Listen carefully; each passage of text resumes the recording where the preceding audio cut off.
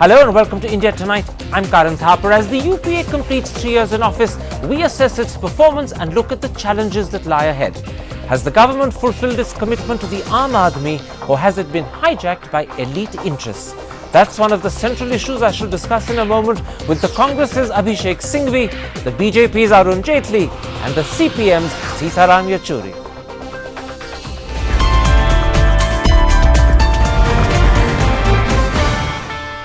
Abhishek Singhvi, Mani Shankar Iyer says that alarm bells should be rung because the UPA's policies confer a disproportionate benefit to the classes versus the masses, and if there is no course correction, the government will lose the Aam Aadmi's support. Do you agree with him?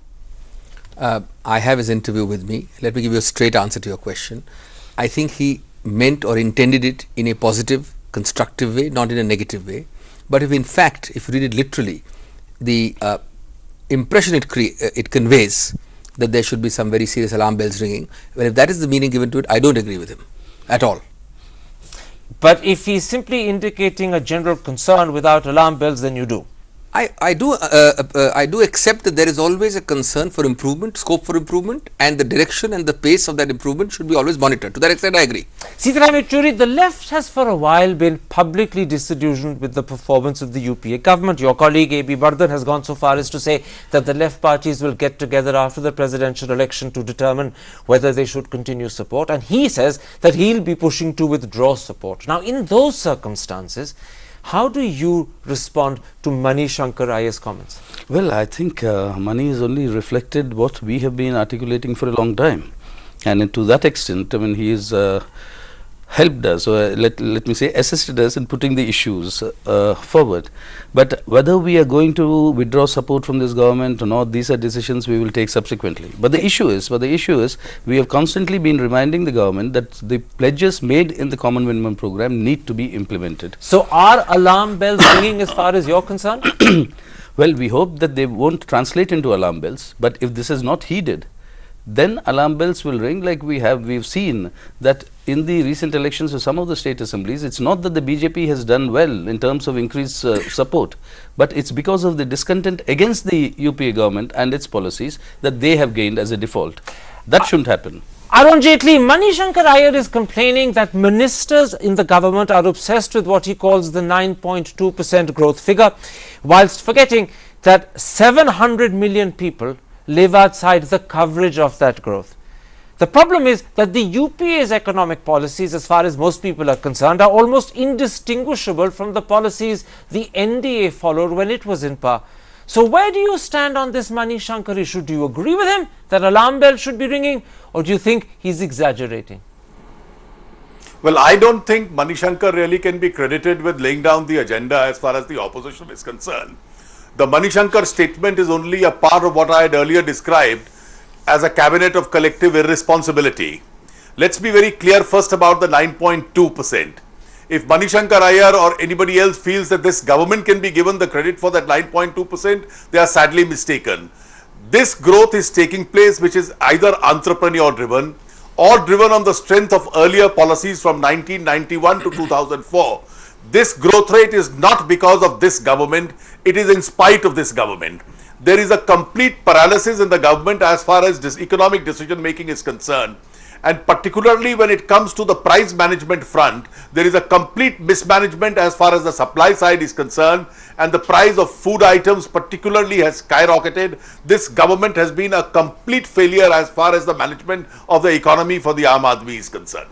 All right, let's pick up on that, Abhishek Singhvi. To begin with, the point made just now by Arun Jaitley that the credit that you claim is in fact wrongly claimed. 9.2% is despite you, not because of you. The foundations were laid by his government, and therefore it's his government that deserves the credit. Well, I think it's a very curious argument that 8%, 7.5%, 8.2% when it happens during 99-2004, it is because of Mr. Jaitley's government. When it touches 9.5% during our time, it is because of his government or other reasons, but not because of our government. That itself is a very contradictory argument. I'm sure he must be having a reason for it. I can't see any logic to it.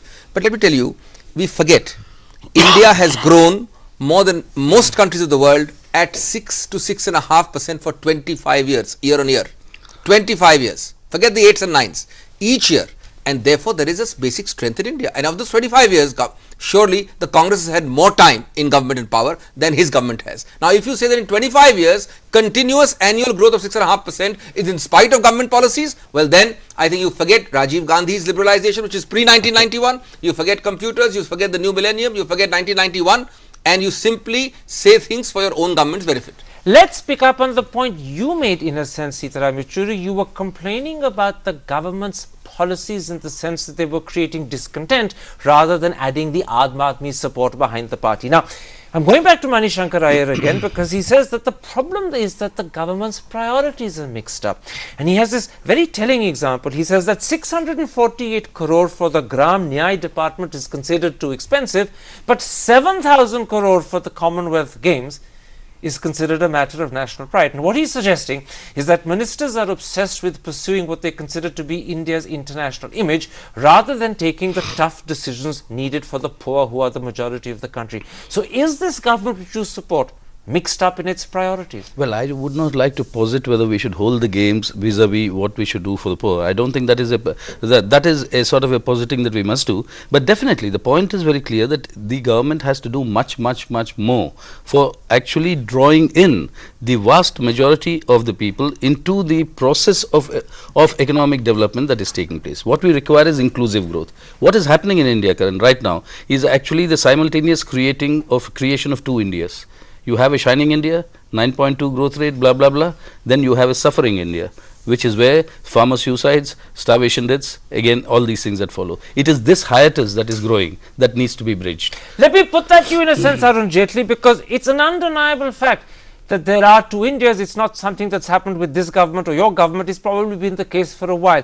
Now, the challenge for governments in devising economic policy is to be able to cater both for the 300 million for whom India is rising, as well as for the 700 million for whom India doesn't offer very much. How should it be approached? Because you've been through this exercise and you fell because you thought that India was shining and it wasn't. So with your own experience, how should the UPA approach this delicate task? I don't think there is a contradiction in trying to reconcile the two. For the India which is not shining, and as Sitaram rightly says, for the India which is suffering, you need a huge amount of governmental revenue to support that India.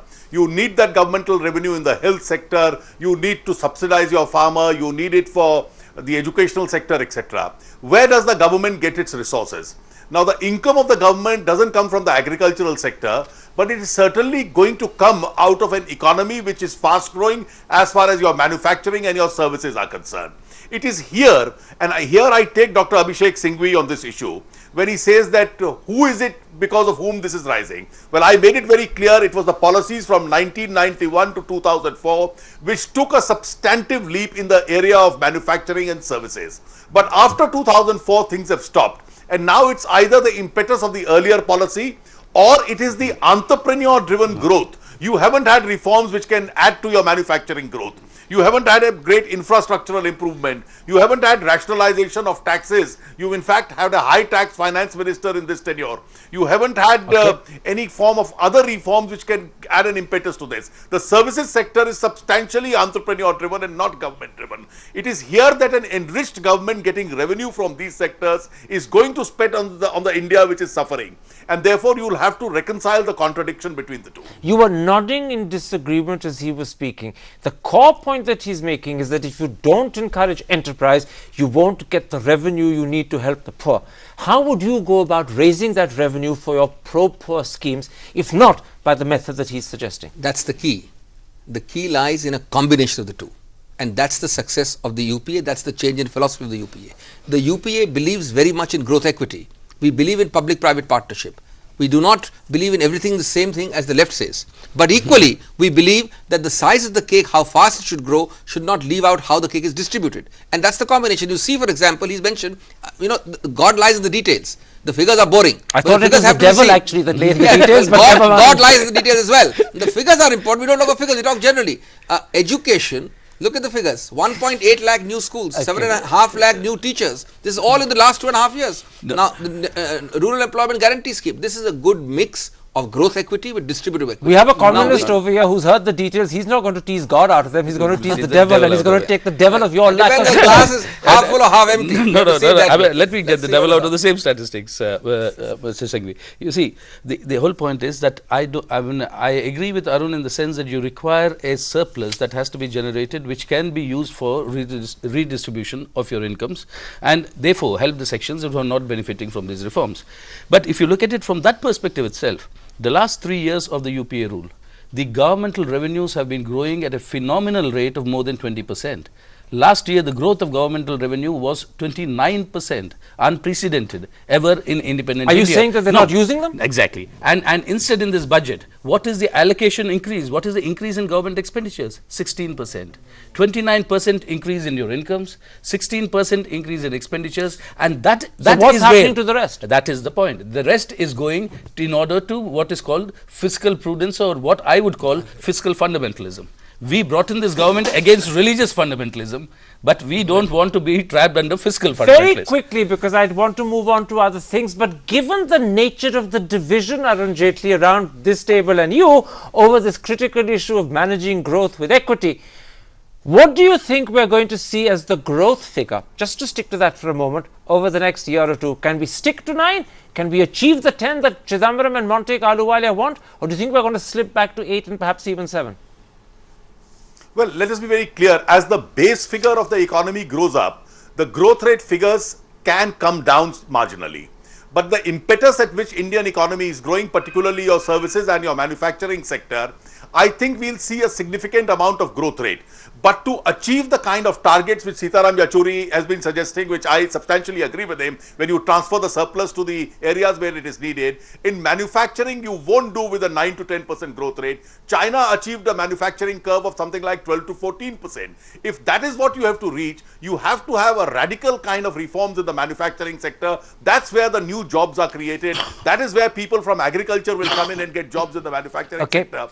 And if you are to achieve that, I think if you are not 9%, you may still be above 8%. And let me tell you my confidence in the Indian economy. Even if India did not have a finance minister today, we'll probably still grow by 8%. Okay, but we do have a finance minister. He didn't say that when there was a commerce minister or a finance minister in the NDA government. Well, but the point is, we do have a finance minister today, and I want to quote that finance minister to you. The finance minister says that inflation has been fueled by the increased expenditure on pro-poor schemes. He said this to the Times of India 2 days ago.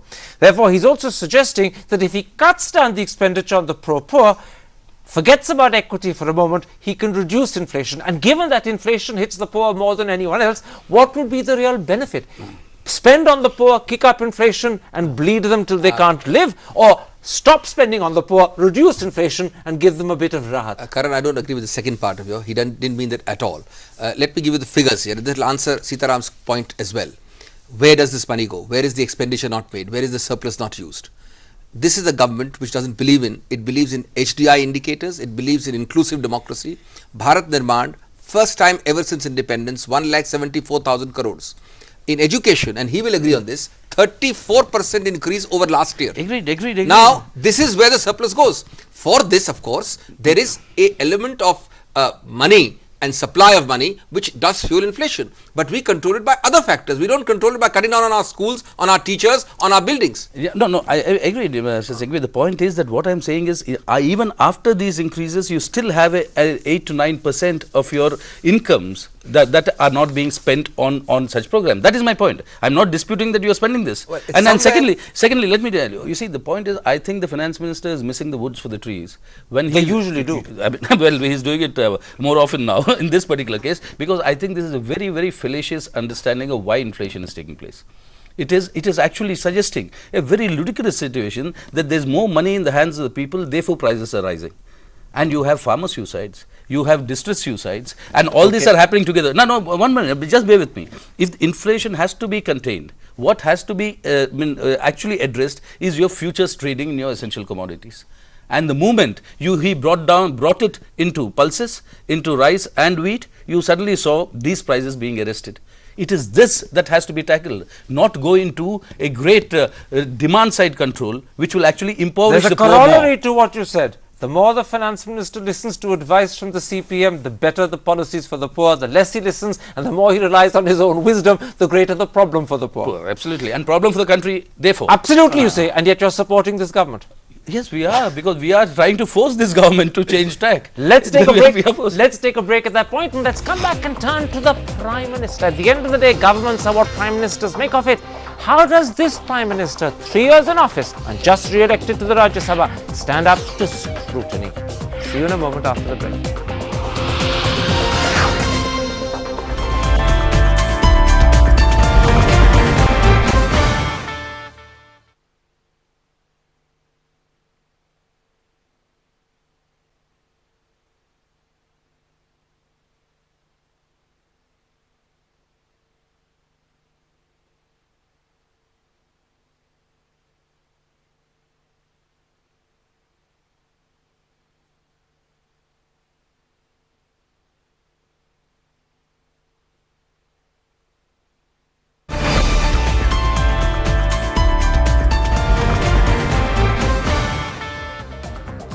Welcome back to India Tonight. 3 years of the UPA. What's the political verdict on the government's performance? Abhishek singhvi, let's turn to the Prime Minister's handling of his government. Many people believe that the way he was forced to accept Dayanidhi Maran's resignation, A. Raja as his replacement, and then most recently of all, Selvi as the Minister of State in the Home Office, suggests that not only does this Prime Minister not have control over who is a member of his government, but he doesn't have much say in what portfolios they have either. Now, the question people are asking is he shy of asserting himself? Or is he too weak? Or do the circumstances simply not permit him to be an individual? I don't agree with the reasoning and the example, for the simple reason that we still tend to view coalition governance in an era of 15 years of coalition governance through the old prism of absolute majority party politics. We have had coalition governance now in Germany, in France, in Portugal, in Spain, in Italy, and now in India. All these models follow a certain coalition dharma, under which different constituents can suggest nominees. Now, it doesn't mean that a person just let me just finish one second. Never in Portugal or Germany has the Chancellor or the Prime Minister had a minister imposed in this way and portfolios announced from Chennai. Let me clarify. There is no imposition, and what is done here is done exactly in other countries. It was done exactly the same way in the NDA government. There is no imposition. There is a talk. A person is when you make the coalition in the first place, you know broadly that portfolios ABC will be with so and so group. Okay. When a person moves, the successor is suggested. Now, let me give an example and test the proposition. If the DMK was to give somebody outlandish and perverse and unheard of, suppose you could say Dawood Ibrahim is going to minister, do you think the council minister would agree? The Prime Minister has a vote. It comes very close to that. It doesn't. No, it doesn't. You are being very unfair. It comes very close. You are being very unfair to Ms. Selvi. You are being very unfair to the successor. Let's take up the point he made that there's no imposition, and I want to preface my remarks by saying that this is not a facile comment, but many would say that you can only impose if the other party is resisting. When there's no resistance, there's no imposition. And the difference, people say, between Manmohan Singh and Vajpayee, both of whom have faced similar constraints in theory because of the coalition governments they led, is that Vajpayee had the stature of 40 years of political standing, which Manmohan Singh doesn't. Is that a fair comment or is that an unfair comparison? I think it's an unfair comparison, because you see, I do not think even Mr. Vajpayee had to succumb to many pressures when in that coalition. Remember when we were waiting for the letter from Jayalalitha? When you remember the number of ministers that were being offered for that extra number of people who are required to make the majority. Suresh Prabhu is a better example. No, Anand Gite, Suresh Prabhu. You know, example in this context, but overall, succumbing to pressure in under coalition thing, what Mr. Singhvi is suggesting is correct. I mean, in the coalitions, you will have such pressures, but you will have to somehow manage and go about it. But as outside supporters, we are very clear. We said, you manage your inside house, we'll support you on policy. Let's pick up on the thought. Management is what it's about. Is this Prime Minister managing effectively? Because when the press comment, and there was a whole spate of comment around the Dayanidhi Maran resignation, is that unfair comment, or is that in fact a reflection that the Prime Minister lacks critical political skills?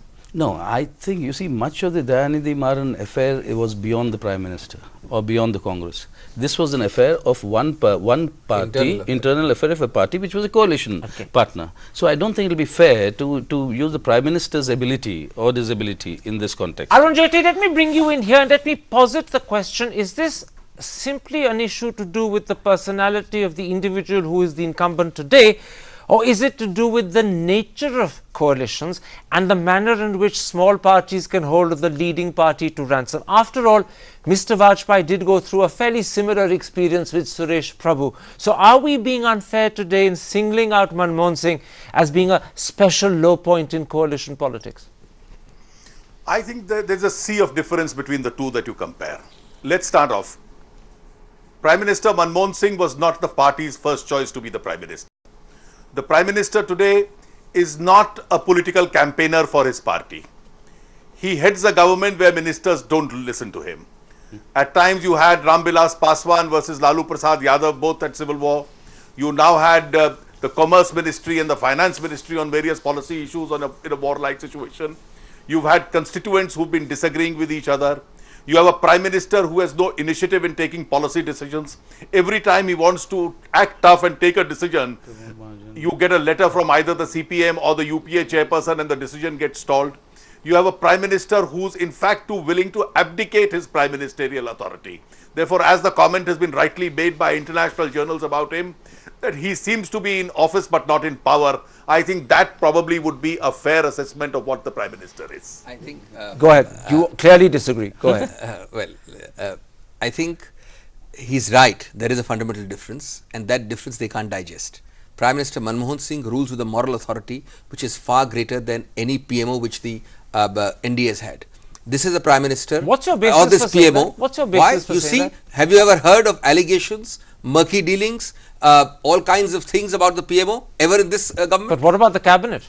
No, let's go Shibu one by Soren, one. We certainly Lalu don't have the problems that Pramod Mahajan had in the PMO. We certainly don't have the issues which Prime Minister Vajpayee had with so many Soren, other. a new low point. Well, Shibu Soren left the cabinet. He left it twice.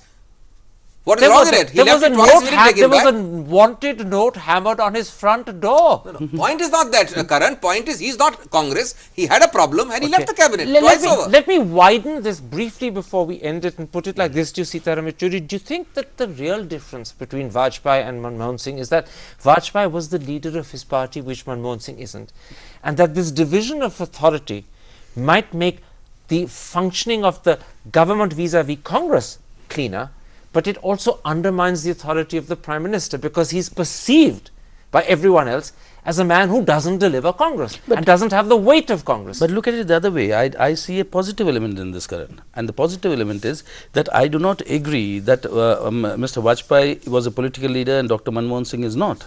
I mean, he's been in politics for a long, long time. And he's been the leader of the party in the opposition in the Rajya Sabha as well. But the point is, remember, and this is an important point, the functioning of our executive should be a collective responsibility. And that is the collective responsibility of the cabinet functioning. Okay. For too long, you have been overpowering prime ministers who did not allow this collective to function properly. Very interesting. And that We is don't good. need a colossus. Yes. We may not even need a primus inter pares. We need a just good another manager. chum like one of No, us. In good other words, manager, good manager. Reduce the good, Prime Minister good to a mere manager. minister. No. And Manmohan Singh fits the bill. No, good manager and a good executive. Prime Minister. All right, that is we've what run- we have. We've Equals. run right out of He's the time. My first. apologies, Arun Jaitley. I couldn't come back to you. But my thanks to Sitaram Yechuri, Abhishek Singhvi, and of course to you as well, Arun Jaitley. And if you have been, thanks for watching. Goodbye, good night.